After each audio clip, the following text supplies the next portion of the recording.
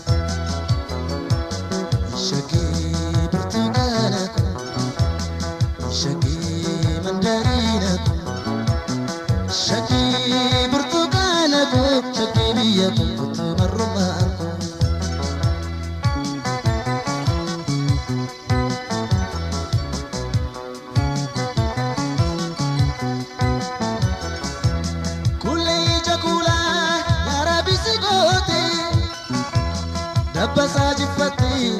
kalkani tote Gonkuma kubamu cognition dubatu Ibama tu faya Hiroshen kofata Ibama tu faya Hiroshen kofata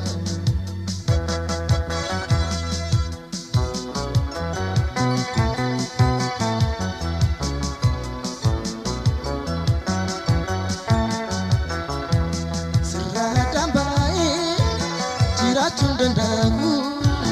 jiru jirenyi kos shakina mijabu ega seyetiya kuna gamachisi ya jaralake takana unachisi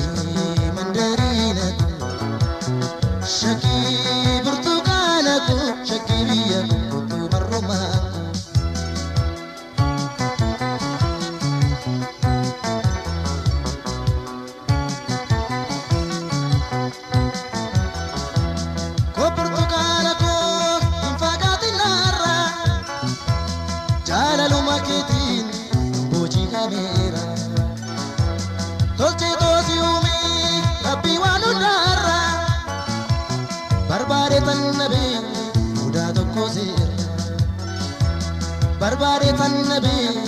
udah doko sir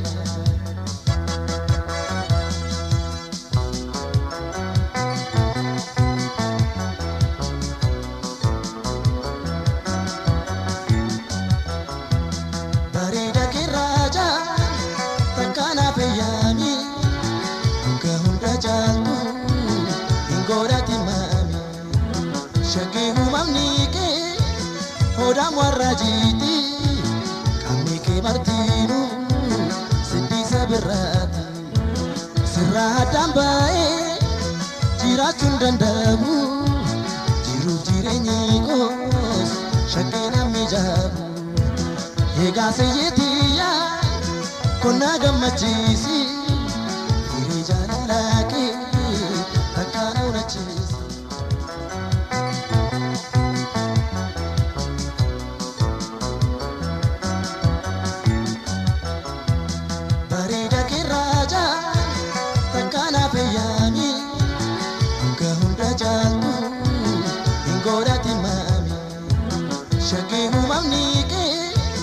hoda warrajiti